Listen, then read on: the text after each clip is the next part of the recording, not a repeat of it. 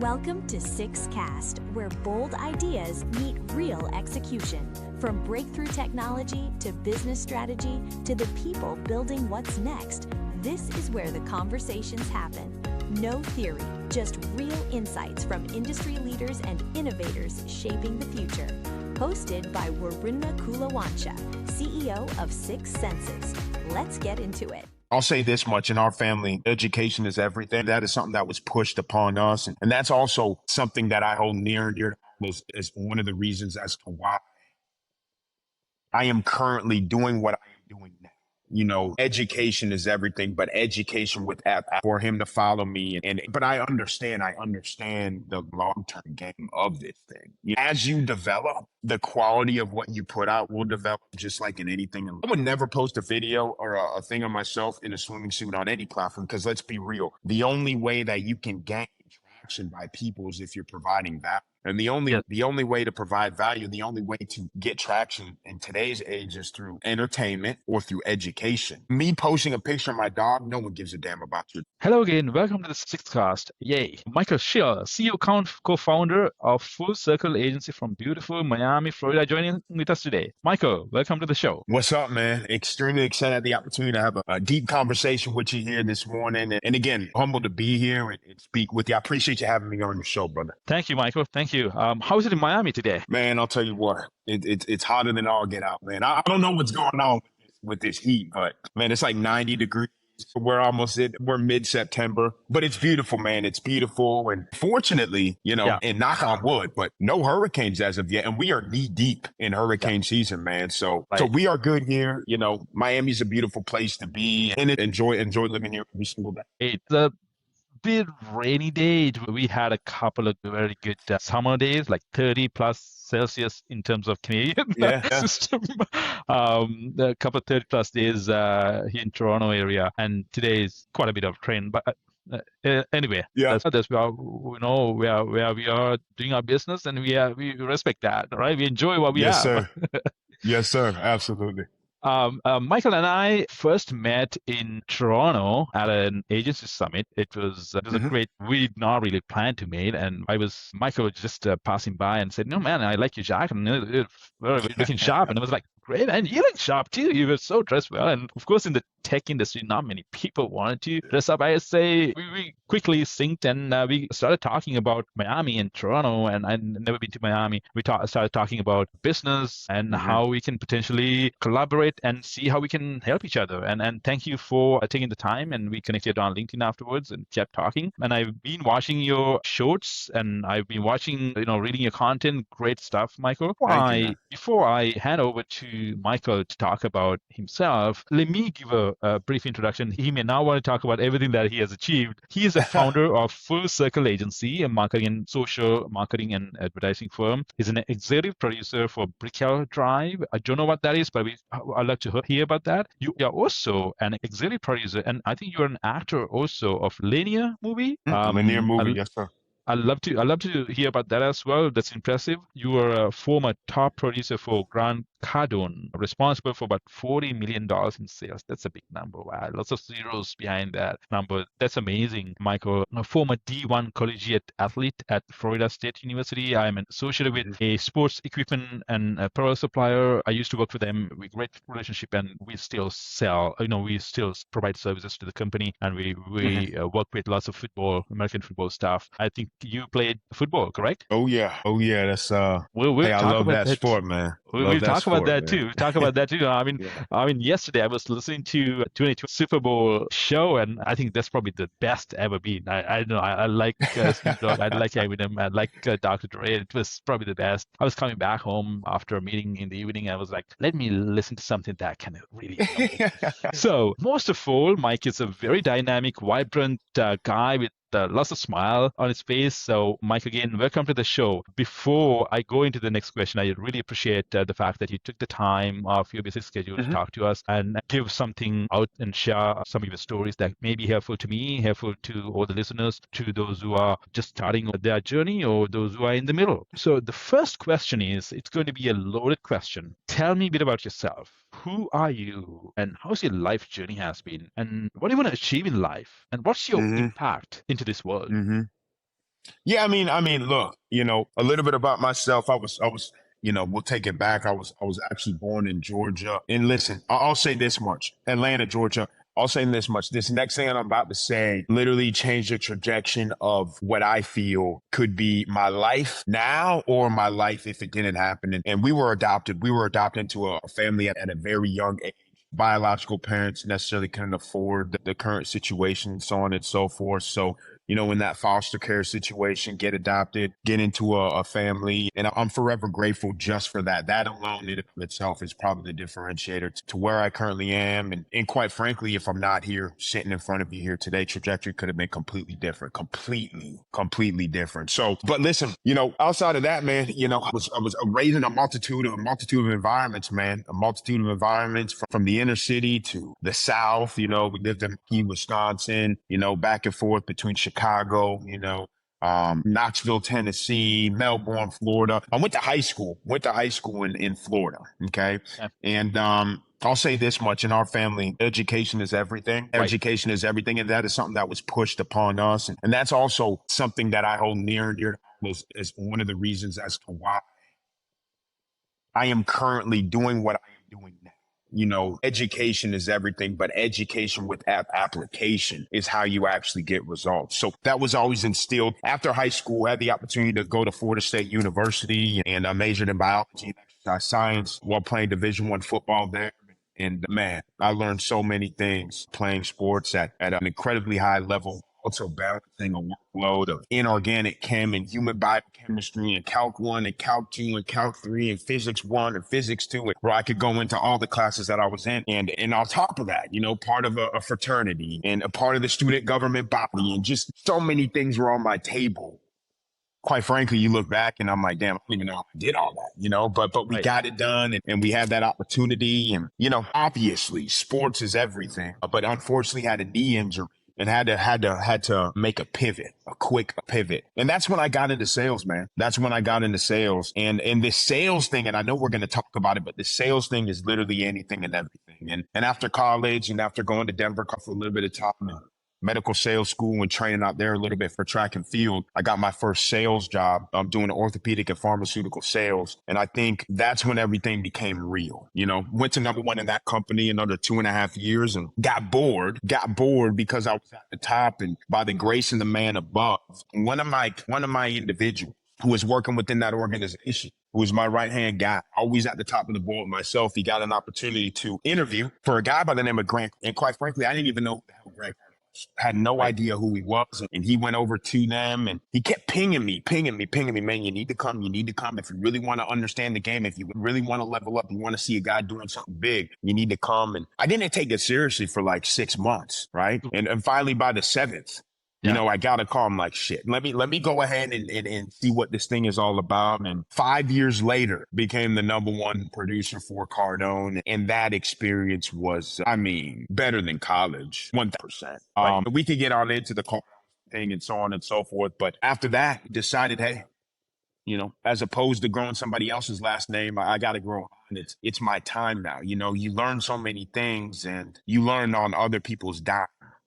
But Right. now it's time to apply to yourself. And so, about a year and a half ago, we started the Full Circle Agency, one of South Florida's fastest growing retention marketing firms. And we specialize in email, text message, subscription, and rewards programs for current purchasing population, and getting consumers to buy again and again and again when a brand or a service has a multitude of products to go ahead and offer to their existing community. And, humbled to be saying we've worked or have worked with companies like eBay, Right. Lines Not Cheap, Chaos Fishing, Amazing Lash. These are businesses doing $6, $7, $8 million revenue each and every single year. And Right. the goal with this organization is to grow it to a multi-billion-dollar organization under 5 years. That is the goal. That is the target. That is exactly what we're going to do. And we ain't stopping until we get it done. So that in a nutshell is who I am and where I come from, Right. Now, I know you said, what is my impact or what are my goals? What are my targets? And I think that question is very, very important. I think you need to be very clear on that too.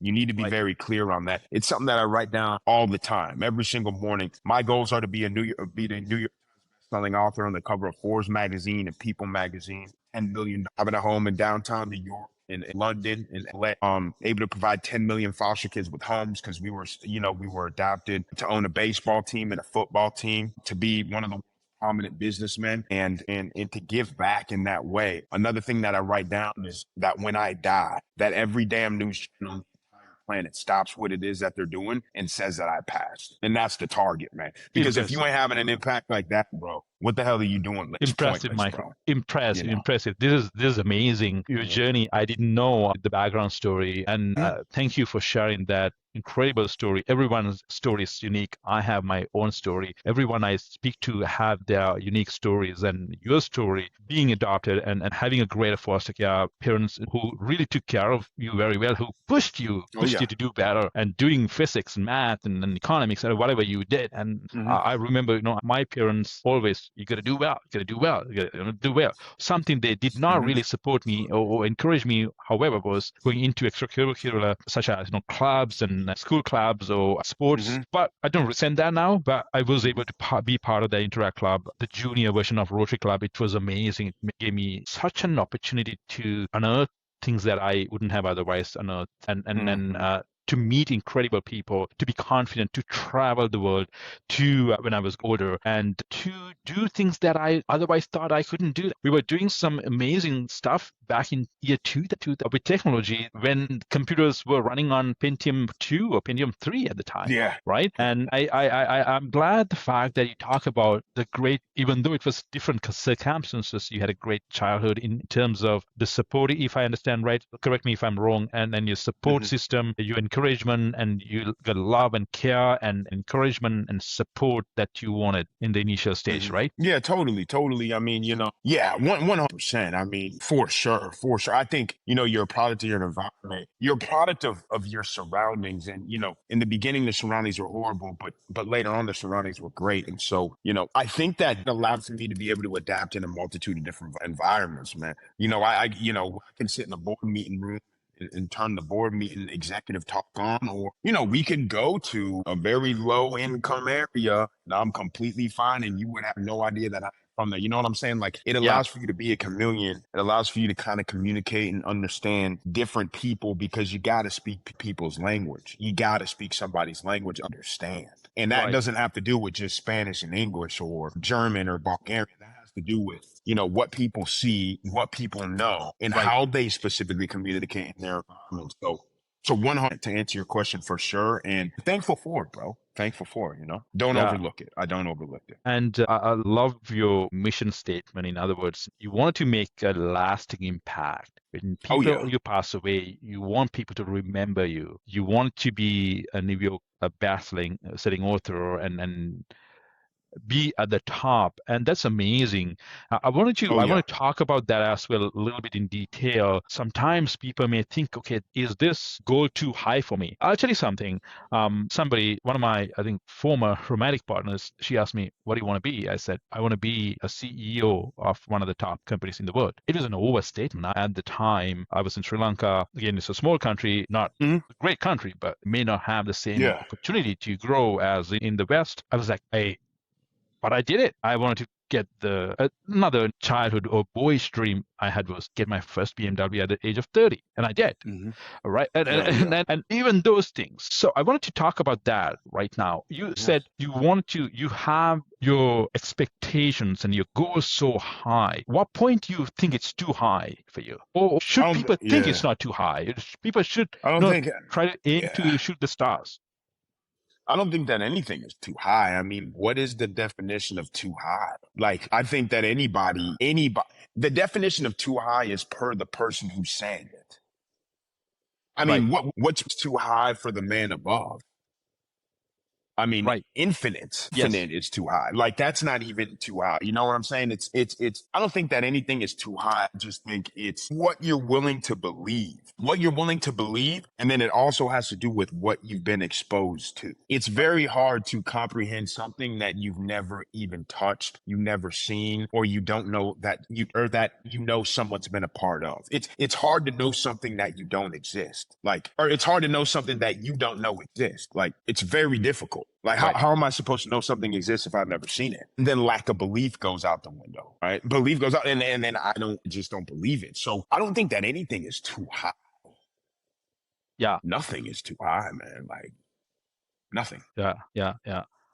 I think limitations that you put, enforce upon you are stronger than the actual goals. I think, right? You are the ones who are restraining yourself. Okay, I can't do this. I can't do this. Or can you change that mindset to yes, I can do it, and I'm going to do it. I'm going to start right now, and I'm going to get. And that's the thing you just said. It's one thing is I can do it, but the next thing is okay, I'm going to actually take the actions every single day to accomplish that. And sometimes I fall into that too. So I know a lot of people fall into it where you look yourself in the mirror at the end of every single evening and ask yourself, okay, what am I looking to achieve? And then you ask yourself the second question, did I do the things that I'm supposed to do today in order to align me with the thing that I want to achieve in the future? And I'll be the first to tell you that some days it's a hell yeah. And then some days it's a absolutely not. And so listen, it's all on you. You got to take full responsibility, bro. Like, we can do whatever the hell it is that we want to do, dog. Like, I mean, come on, bro. Yeah. Like, there is literally nothing stopping us. It's just belief, discipline. That's literally what it is. It's belief and discipline. It's literally belief and discipline. And if you can get those two things mastered, and I'm working on developing those skill sets every single day, just getting more centered with myself and not believing in myself because I believe in myself, but believing in a greater self and operating now as if I'm that person 10 or 15 years down the road. You know what I'm saying? Like, you got to work on that because, I mean, that's everything. That's everything. And if you don't do those things, you'll have nothing. So, we are at an era where we are sending rockets to the Mars, right? Yeah. And we are thinking about civilization. Again, I don't know how far that is, but people are thinking about it. Elon Musk is thinking about it, right? And then we are talking about anything beyond that. I think it's possible, right? Yeah, so anything. We should not restrain ourselves. It's all about our mindset. I think the biggest constraint could be your mind. Mm-hmm. No, it is the biggest constraint. I think it is the biggest constraint, to be honest with you. It's my biggest constraint. Right. So when you wake up every day, what do you think? Well, when I wake up every single day, it's not necessarily what do I think, it's what do I do? The first thing I do when I wake up in the morning is write down my goals. I got to be in alignment with the goals, the targets. I got to be in alignment with the mission. That's literally the first thing that I do no matter what. And a billionaire taught me that. The very next thing that I do is I'm doing some sort of physical training. I got to get my mind right. When you can create discipline in health, you can pretty much create discipline in a lot of other things. And the saying, how you do one thing is how you do everything, and how you start is how you finish, and how you finish is how you start. So you got to start strong. Then what I'm doing is I'm putting something clean in my body, and my workouts are not just 30 minutes, man.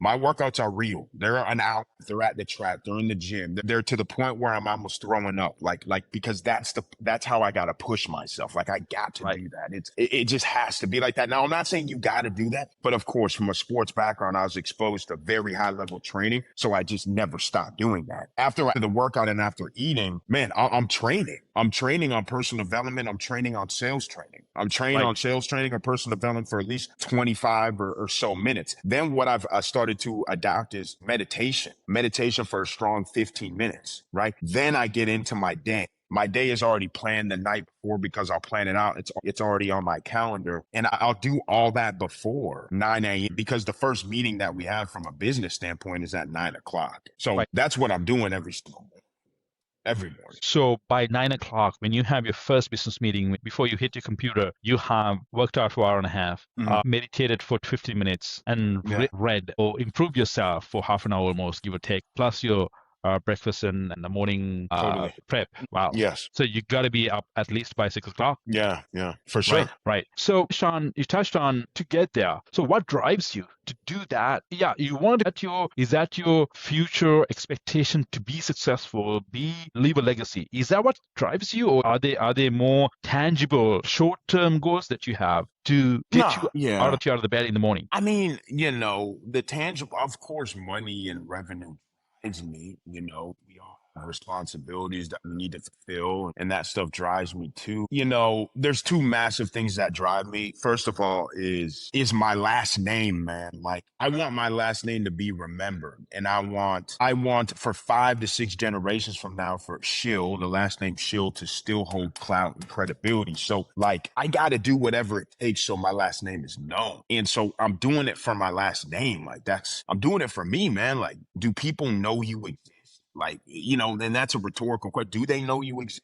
If people have no idea you exist, then are you really existing currently? Or are you just a statistic, man? And so I do it for my last name. The second reason why I'm doing it is because, you know, 30, 40, 50, 60, 70 years ago, people that look like me didn't have the opportunity to even go to the same bathrooms as other people. Like, that's only 60 and 70 years ago. Like, 60, 70 years ago, we couldn't get the same jobs. 60, 70 years ago, I mean, it was just a completely different atmosphere, completely different environment. So now that we have the opportunity to do what we can do, it's my responsibility to do it, not only for me, but for people who are watching that look like me, and for that next generation and next generation and next generation. I also know that where the majority of the people in the United States of America, they start at 0. Minorities, we start at like negative. So I got to do way more than everybody else has to do in order to get the same traction that most people get. And I'm not saying that is something that I think with every single day. And that's not why I don't get deals or so on and so forth. What I'm saying is we live in the damn United States of America. And anywhere in the world, there are things that are favored and things that are not. And so you got to understand where you fall into that equation. And then you got to understand what type of plan that you got to adopt in order to solve the equation. So there's so many things that are pulling me, man. Like, I mean, so many different things that are upon me, but those are maybe the top 2 to 3 things that are the reason why, man. Thank you. That goes to my next question. You talk a lot about personal brand. You want your last name to be heard. You want a last name to be remembered. And something you said when we chatted yesterday was people connect with a face and a voice faster than a logo. That's such a strong statement. So let's talk about the importance of building a personal brand in relation to your business, and what role has the personal brand played in your success. I wanted to go a little deeper into that conversation as well. If you could answer that, then I'll come up with some supporting questions. Yeah, I mean, you know, a billionaire taught me, my mentor taught me, you know, you are your own business. You know, you yourself are your business. Like, it's not a logo, it's not a name. It's like you yourself, like me, Mike Schill, I am my business, you know? And so I need to operate accordingly. That's the first thing. The second thing is, you know, people always say, you know, you build a business brand and you build your personal brand. Well, you know, what I was taught at they're one and the same. If you're building your personal brand, you're building your business brand. If you're building your business brand, you're building your personal brand. However, when you're beginning, people are going to know you of your business. So why would I start with something that less people know of? I'm not going to do that. I'm going to start with me. I'm going to build my personal brand. I'm going to continue to provide value. I'm going to cast a wide net. I'm going to build a community. Then when you build a community, you create loyalty. When you create loyalty, now you can actually transact with people. And the funny thing is, you know, my ideal buyer profile is pretty up there. You know, I'm not necessarily selling to just any single person. So some people will look at it as, okay, if you're only looking for CMOs and CEOs of this level and this caliber, why are you building a personal brand? Listen, eyeballs, you know, we were taught eyeballs is the only currency that matters in this world. Eyeballs, man. Matters in That's this world, yes. Attention. There is nothing else. There is nothing else that matters. That's why McDonald's is McDonald's. Starbucks is Starbucks. And that one spot that you go to coffee in your local town, I'm not saying you, but just in general, the one spot that you probably go to get coffee in your local town is only making $500,000 a year because nobody knows. So I'm not necessarily just doing this brand thing for the immediate benefit of the business. Now, I'm doing this brand thing so that in 5 years, when I attach myself to something else, I can resort back to 1 million, 2 million, 3 million, 10 million, 15 million people who know me, and I can fall on them to do something that I would propose that they do. The last thing I'll say to this is it reminds me of Jake and Logan Paul and how they're just so incredible with building a brand. The first year of them releasing their sports drink, they did $200 million in revenue. Right. The first year. There are business owners who are in business for 25 years that don't even come close to half of that as far as revenue. The only reason why they were able to do that is because they have a brand. So if you really want to speed up the process of you gaining success or gaining traction, focus on the brand thing, man. Like, that's it. It's very simple, very simple. In today's digital age, that is the way. At least that's what I believe. And that's what the hell I'm going to do. If anybody were to build a personal brand, where should they start? I think it's a challenge I had at some point, and then I started getting out of my shell and started doing a little bit of work myself. But I see a lot of businesses, when I look at them, you're so correct in that regard. You said people know you more than people know your business. You have, starting with your school, okay, whether they are eligible customers or not, doesn't matter. People know more about you than your business, right? Yeah. And business owners, they are so busy with every day. They don't focus on the business. They are working in the business. And it's a very, $1,000,000 saying that you are busy working in the business, but not on the business. Where did they start? They are busy every day. They're putting out fires every day instead of building the business, building a personal brand. What should they do first? The students could be in business programs, MBA programs, whatever. It doesn't matter. Where should people start building their brand? Listen, we have a multitude of different social media platforms. Obviously we have Instagram, we have Facebook, we have TikTok, we have YouTube, we have whatever the hell it is. We have whatever the hell it is you want to be on. Start on choose a platform that you feel confident in. Start on that, but it's not necessarily what platform you do. It's understanding what you need to do on that platform. And so many people, and again, a billionaire taught me this. I did not teach this myself. You are your own content, just like you are your own brand. You are your own. Listen, bro, if you're putting out fires every single day, hire a videographer to shoot content of you putting out fires. If you're making sales calls every day, record yourself on making sales calls. If you're going from meeting to meeting, negotiating and closing, record that stuff. Like, people want to understand what the day-to-day is. People want to see, having a Bugatti and a Maserati and a Bentley and all that stuff in a photo, that's great. But people can't relate necessarily. Certain people can't relate to that. They can relate to the grind. They can relate to the not getting a deal when you expected to get a deal. They can relate to somebody saying, never call me back on my phone when you cold call them to pitch them your product or service. Like, those things are the things that you're going to push out there. Like, that's the thing, man. And in the hell with photos, anybody can look good in a photo. I live in Miami, Florida, right? Yeah. There are a lot of good looking people. Yeah, for sure. I mean, it is, but everybody can look good in a photo. Once you start opening up your mouth and talking, that separates the pups from the real dogs. Not a lot of people can communicate. No one can communicate on. And so if you can start developing the skill set to when a camera's on you, to still be able to communicate, to still be able to have a profound conversation, to take out stutter words, to get the vision of what it is you're saying across short and effectively. People get attracted to that stuff because that's what the elites do. That's what the elites do. And so, you need to be thinking with all that stuff. It's, man, everything that you do is content. Everything that you do is content. And it doesn't have to be theater, right? It doesn't have to be theater. It is something that you do every day. Just recording. That's a great line. I was brought up, or maybe I always in the mindset of perfectionism, which actually kept me from growing, because you want everything to be perfect. For today, for example, I want to get this mic working instead of this one, right? I have it, but I'm like, okay, we are running out of time and we don't have a lot of time. I don't want to be late. Your time is precious. And it's all good. We both, right? Yeah. So I want to get this. So I'm like, we have to let go of certain perfectionism traits and then let's start doing. Yeah, you just got to do. Listen, you're not Steven Spielberg. You're not. You're not going to shoot a movie. We're not shooting a movie, man. You got to. The authentic stuff is the stuff that people like to see, man. You go to the movies to see a movie, right?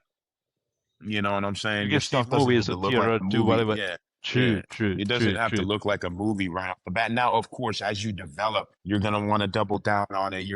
I pay a guy every single month, just like I'm paying rent. Like, literally, it's the same amount for him to follow me. But I understand the long-term game of this thing. As you develop, the quality of what you put out will develop, just like in anything in life.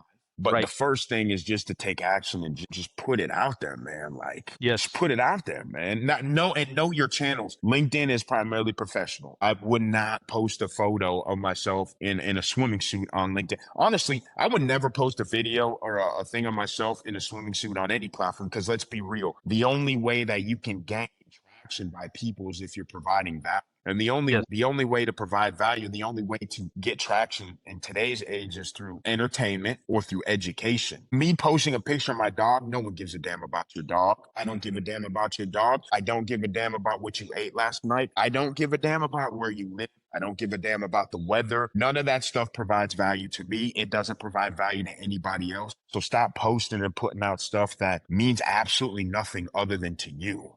Because Right. who cares? You got to get Right. to the point where you're so well known that then people actually care how you feel about certain things. So you just got to understand, man, that, hey, this is something that you got to double and triple down on. And the reason as to why I realized that is because of the environment that overseeing this business, and I'm seeing just how impactful one personal brand can be. I mean, I'm talking billions and billions of dollars because of a personal brand.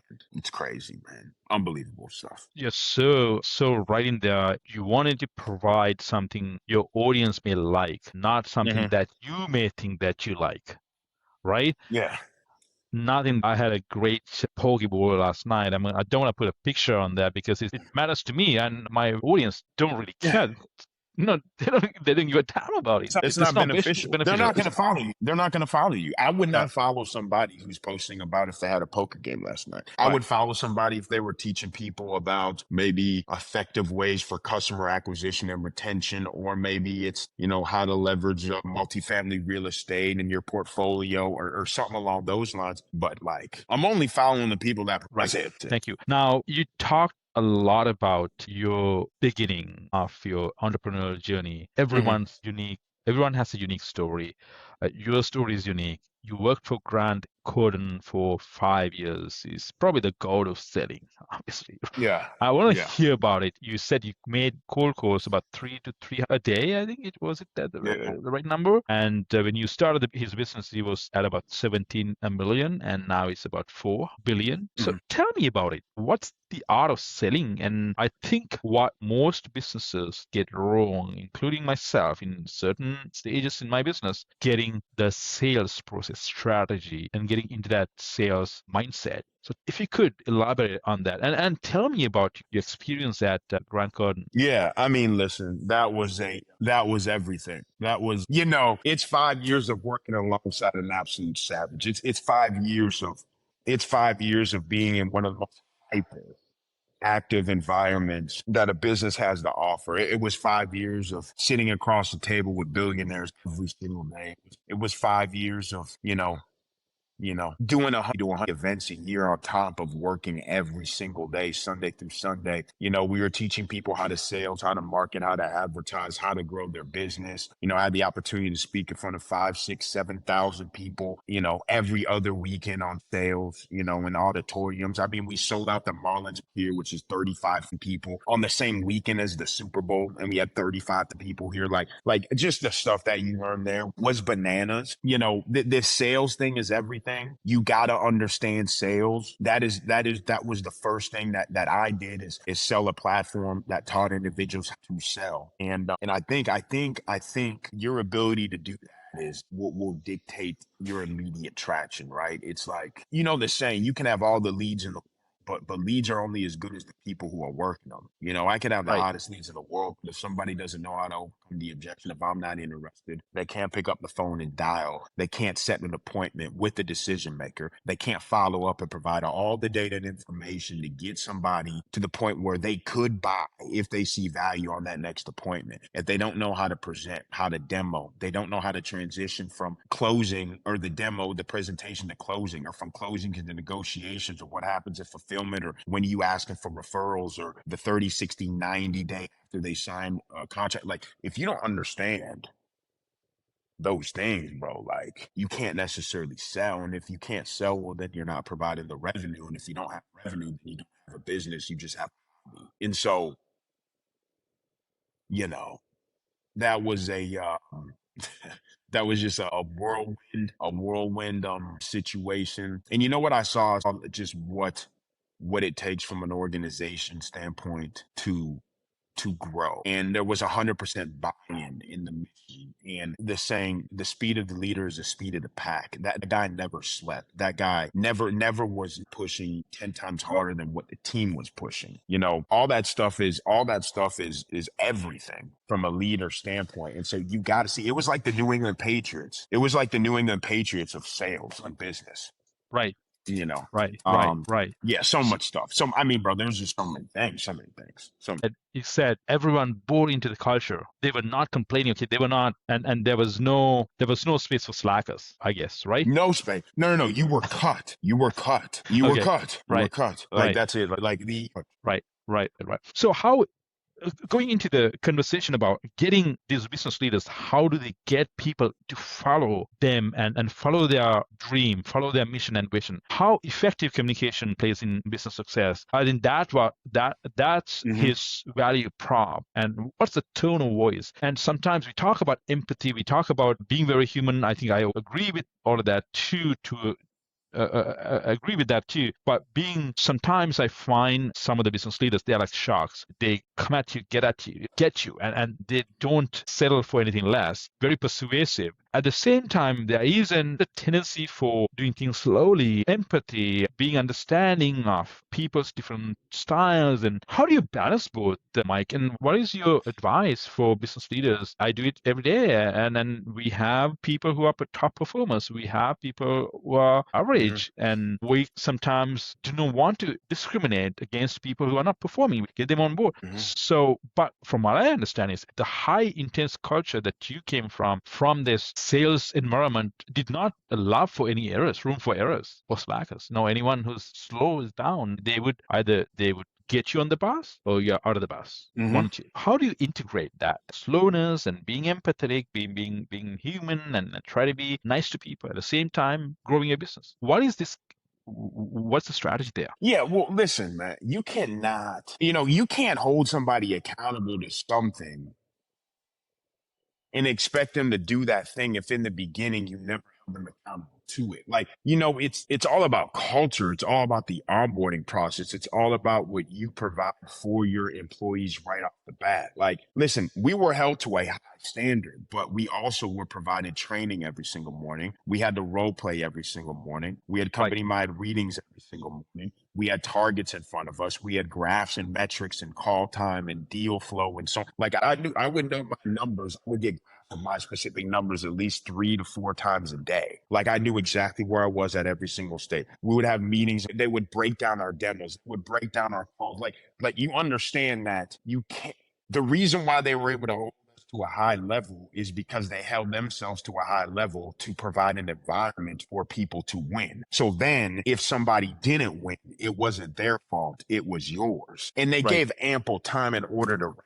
And so I think that in order to get like that, you got to look yourself in the mirror and ask yourself, do I have everything in place for somebody to actually really see success in the organization and to fall back on materials that I provide in order for them to win? And if the answer is no, well, then you cannot expect somebody to be exceptional if you don't provide an exceptional environment for them to be exceptional in.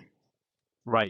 It's like business owners want their employees to operate like them. But if that was the case, well, then you would have 25 business owners and everybody would be running their own business. One of my mentors, Brandon Dawson, always said, any single problem you have in your business is not because of your employees, it's because of yourself, because you let the person in the business. Right. So you got to take full responsibility for it, man. If you're just starting, man, that culture is everything. If you've been on for quite some time and you want to change it, you also can't just roll something out and then from one day to the next have everybody be on board. There needs to be a buy-in window. You need to understand your people. You need to have one-on-ones with your people. You need to tell them where this thing is going. You need to let them know what the situation is if they don't abide by what it is that they need. You need to give them a one strike, 2 strike, 3 strike. You're out. They gotta know, man. Those are the things that have to be in place in order for you to actually hold people accountable. Right. You gotta create the right environment for your team to perform at a higher level. Obviously, if you don't create the environment, if you don't create the culture, your team is not going to perform. Totally. And you talked about how do you create that sales-driven culture into your business? Well, you said making 2 business meetings or new business meetings per day is sufficient. Now, we talked about that goals and alignment with the sales team. The vision of the business owner, the lead, needs to align with the sales team's goals. But how do you get in the grooves of that sales culture? Someone is not coming from a sales culture. How do they fill that gap? So the training is everything. The training is everything, right? You got to provide the training right off the bat. And what I mean by training is, they train on the platform and they role play the types of calls that they're going to have before they actually have those calls. But the gap is, I obviously wouldn't have somebody who's never sold closed deals for my organization. I would have them as maybe like an appointment setter, and you get good at making that cold call. You get good at setting the appointment, but then you pass it off to somebody or you put it on the counter, somebody that's very good at the presentation, the demo, and closing. Well, as you get better at the appointment setting and as you continue to get better at appointments, then maybe you bring that person on to listen to the demo, but not do the demo. Right. And they start listening to the demo. They have to write out the demo. They have to write out the objections that come in the demo. They have to write the different parts of the demo. They need to listen to that for a couple of months. Then and only then do you have that person that started setting appointments start doing demos alongside somebody else who's very, very good at demos. Right. Then you start developing the skill set of that initial person to do the demos. And now you got a person that can take a person from or a client or a potential client from setting an appointment to a demo. But you can't just throw somebody in the fire. You can't throw somebody in the fire unless you prepared them to be in the fire. Like you always, the sports term where it's like, hey man, just get out there and perform. Yeah, well, you can do that, but the reason why these athletes can do that is because they're training every single day. They're fast. They're strong. They understand the playbook. And so if somebody goes down, you're the next man up, you're throwing out the fire, but are you really throwing out the fire? No, you've been prepping and practicing for this moment forever. It's just now it's your moment. They got a playbook. So give your people a playbook. Because if you don't have a playbook, how can you win ball games? That is it's impossible. Yeah. I always use the analogy of prepping yourself for a war. You can't wait until the battle starts to train yourself. You gotta collect. You gotta train yourself. You gotta know your skill. You gotta amass weaponry. You gotta train yourself. Be ready emotionally, physically ready. You don't wait until the battle starts. You do it before, right? Hell yeah. What are the common mistakes salespeople make, or even business leaders make, especially when dealing with clients or closing deals? How can these sales professionals avoid such pitfalls? Yeah. What pitfall? What pitfalls are you referring to exactly? In terms of maintaining a positive client relationship and closing the deals.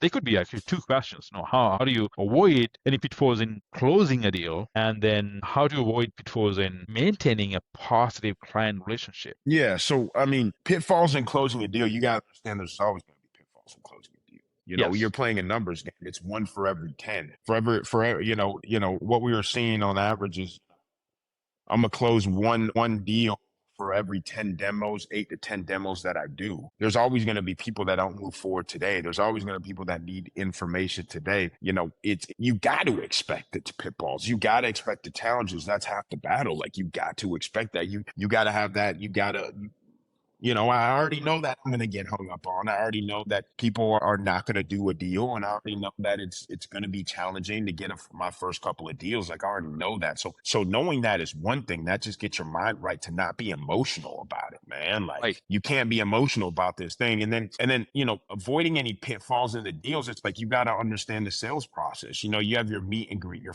finding, you're overcoming objections, you're setting appointments, your follow up with the setting appointment, and then you have your opening of your demo, you have your fact finding questions in the demo, then you have your presentation, then you have your trial closes, then you have your close, transition to negotiations, they sign the contract, then you have your follow up, and then you have your customer support, and then you can ask them for referrals. Like each and every single one of those parts of the sales process takes time to develop, and you have to be very good at it. So I can never expect for somebody to close on a Zoom call if I'm not speaking to the decision maker on the appointment. They don't know what it is we do.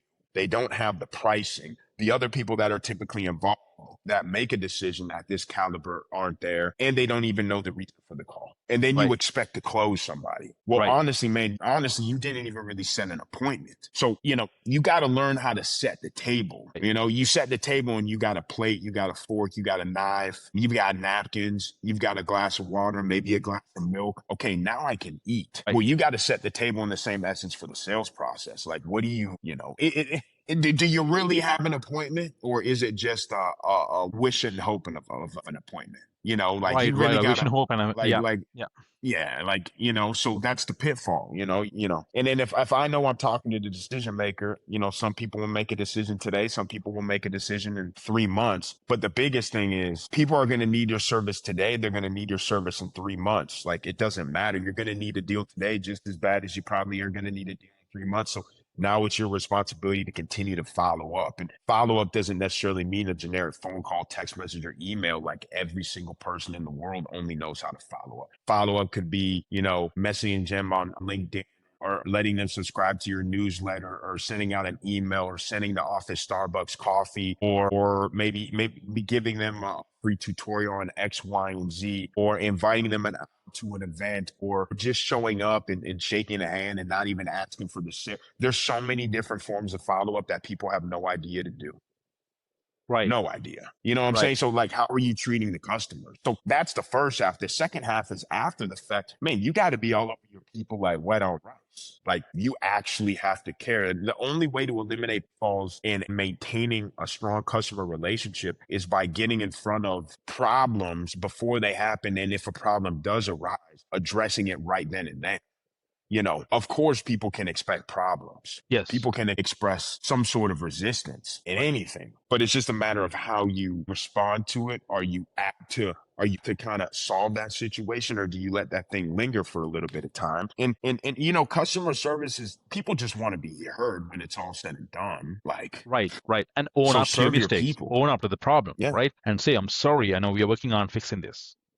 Yeah, that's it. Right. That's it. Take responsibility for it. And, obviously you don't want problems to happen all the time, but when they do, it's just, you just got to show the hell up. And you cannot only talk to your people when they have problems. You got to be talking to your people at least once a week. Right. Right. Right. This is going to be my last question. We've been talking for about 50 minutes. Thank you so much. This is great stuff, Mike. And things that I have not done in my career is not being aggressive on my sales. I thought things will come to me, and I thought leadership alone will do the business. No, I think it's a collection of many things. And as we talked yesterday, things will not come to you until you start pushing things, right? And it has to have a proper balance. Again, that keeps you from growing. That keeps you from getting those opportunities that can bring those 8-figure deals, 9-figure deals, so to speak. And that's where people are restricted within their mindset. They don't want to try, and as a result, things don't come in their way. So for someone who's trying to regain the sales momentum, or someone who's been out of active setting for a while, what advice do you want to give to get back on track and regain that momentum? Any specific strategies? Where do they start? Yeah, I mean,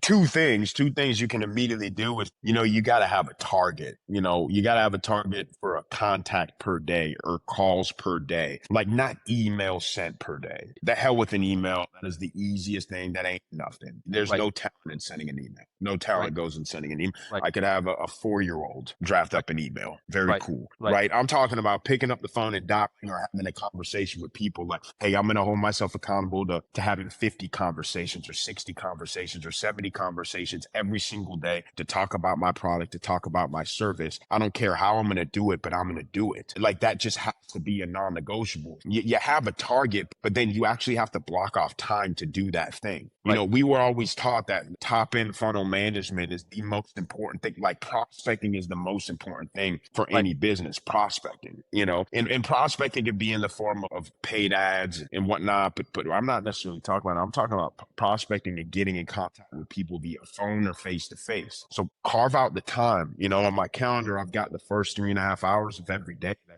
That's just for prospecting. Like, that's it. Nothing else.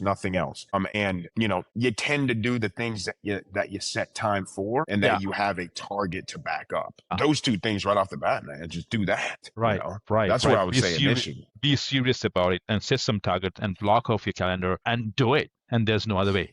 Right. This has been very, very informative and very helpful, especially in the sales, to get you back on the sales track, and those who have lost momentum in sales and building their personal brand and having that communication strategies, getting the customer, getting your team to align with your culture, giving them the playbook, giving them the targets. This is amazing and very insightful. Thank you so much for sharing your expertise on effective communication, personal brand, and everything. Your input has been valuable, and I appreciate very much your time and willingness to share your knowledge with us. And if you have any more questions, I will reach out to you, learn a little bit more about sales. And thank you so much. And I think our listeners or those who are watching this video will benefit a lot from this podcast, Michael. Thank you so much. Appreciate your time. Absolutely, man. Thank you.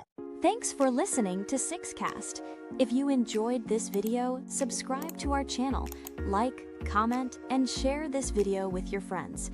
Follow Sixcast on LinkedIn, Instagram, X, Facebook, and TikTok for more insights. To connect with us, visit sixsenses.com. Until next time, keep building. Bye-bye.